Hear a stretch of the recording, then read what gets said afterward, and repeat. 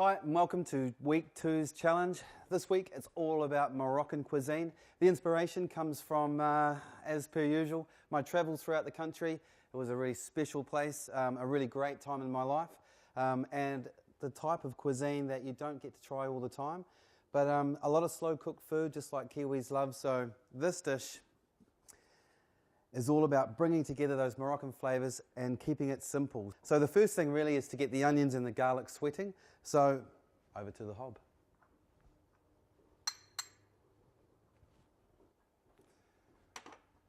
Okay, so I've got a little bit of olive oil there, about a tablespoon. Gas goes straight on. I'm going to cook it down on about a medium to medium-low heat. I'm going to get your oil in straight away. Okay, now I don't want too much colour on the onions and garlic, so it's better for them to go into a cold pan than it is for them to go into a hot pan, okay? So you don't necessarily need to hear the sizzle then. Rightio, so while they're just coming up to temperature and sweating off, we can go on and start organising the couscous. Okay, now the couscous is a very, very simple thing to do, and I think it's one of those things that we don't eat enough of in New Zealand. So what I've got here, okay, it's got about a cup of stock. In the bowl here, 1 cup of couscous in there. I think for a family of 4, you probably need 2 cups. So the ratio to make sure that that is cooked out correctly is for every cup of couscous, you can either use a cup of water or stock. I'm going to use some stock today. It just gives it a little bit more flavour. So 1 cup of couscous, 1 cup of stock. Okay, that goes straight in there. You need a little bit of oil. Not too much. That's just going to help separate those grains. And then, of course, you've got to give it a really good stir through to combine. You can see already that the couscous is starting to swell a little bit. That should be lovely. Okay, now for that part of the process is finished, you need to cover that quite tight. You can use cling film or whatever, and you set that aside for a couple of minutes. There's nothing else to do with that now. So back over to see if the onions are ready. And if the onions are ready, we're going to be throwing in some chicken thighs. And the reason I'm using chicken thighs is they are a lot harder to muck up. A breast will dry out really quickly. These you can cook for quite a long time without having any problems. Rightio, now you can just see here the onions are starting to get translucent. Okay, they've cooked down, they've lessened in size a little bit. There's a tiny bit of colour starting to happen around the outside on some of that garlic. So I think it's time to keep going. So I'm going to move all of those onions over to the side. Okay, if we leave them right in the bottom of that pan, they're probably going to overcook a little bit. So if you move them up to the colder edges of the pan, give you a nice surface to start with. So I'm going to increase the heat a little bit. Now we're going to a medium to medium-high heat. Okay, because what we want to do is to get a little bit of colour on those chicken thighs, and in that sense we're going to seal in some of those juices. So a little bit different than doing a larb. Okay, with the larb guy you want all that juice to come out, but with this particular dish you want to seal all those juices in. Okay, I'm going to go service side down. So that's the nice side down, because that's the side that's probably going to be facing everybody when you put it on the plate.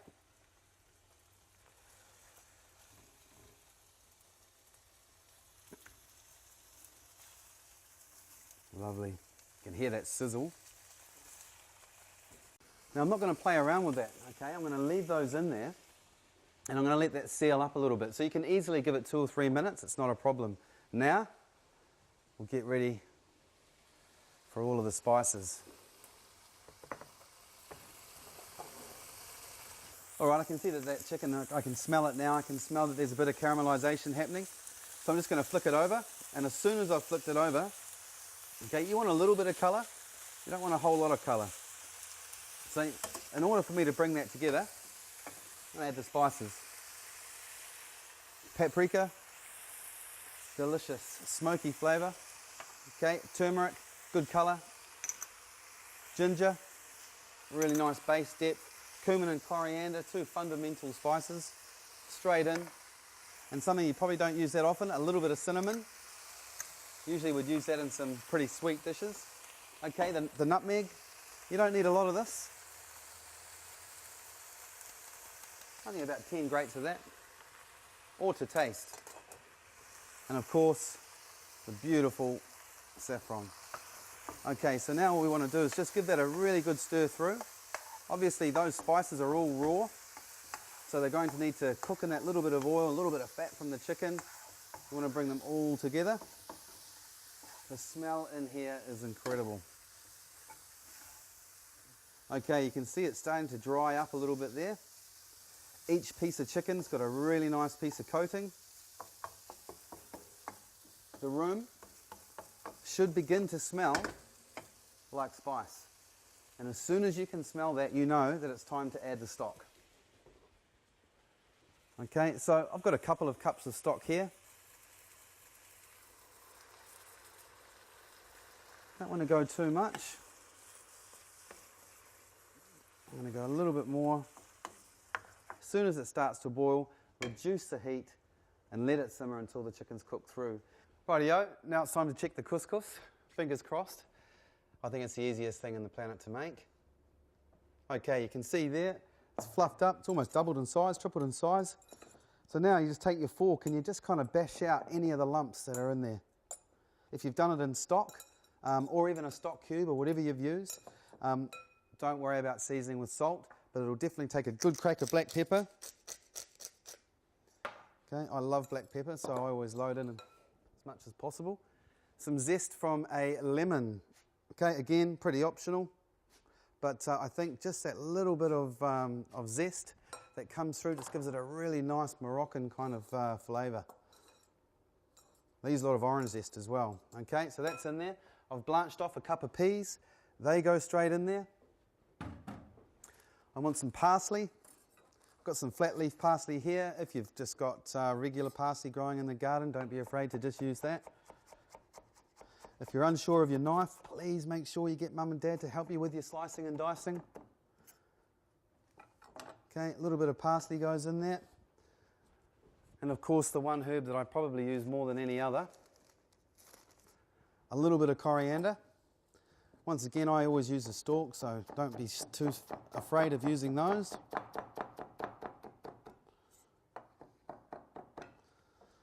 Okay guys, what I want to see when you're putting this dish together is I want you to upload those photographs, put them online, even put them on your Facebook, show your friends, get everybody behind you, make sure everybody's voting.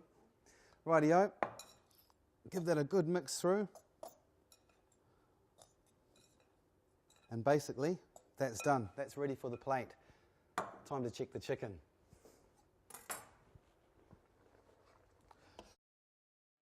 And to be completely honest, you can see there the sauce is reduced down nicely. It's nice and thick. The chicken's beautifully coloured. I can tell by giving it a good push. It's cooked all the way through. So now it's just about plating up.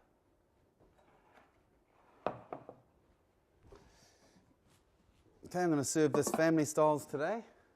This is my tagine. It's a beautiful piece of equipment. And I think to make it really simple, I'm just going to try and put a whole nice beautiful mound of the couscous right in the centre.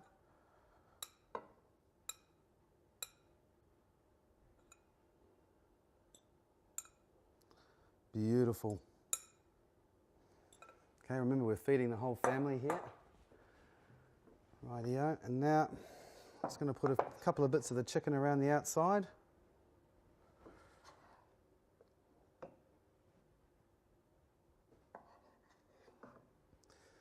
Okay, if you guys are at home and you're thinking, oh, that doesn't look very good, all you've got to remember is, I want you to try and beat me with your plating skills. I need some more inspiration at times. Now that, it's not only very hot, it's very delicious. Okay, now just a little bit of the sauce over the top for each piece of chicken.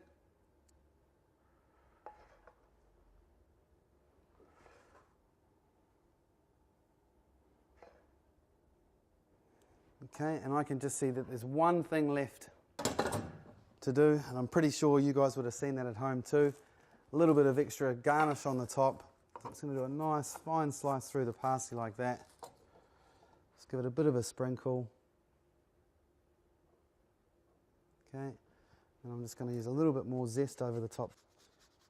Okay, that little bit of zest will just heighten all the other flavours, bring everything together.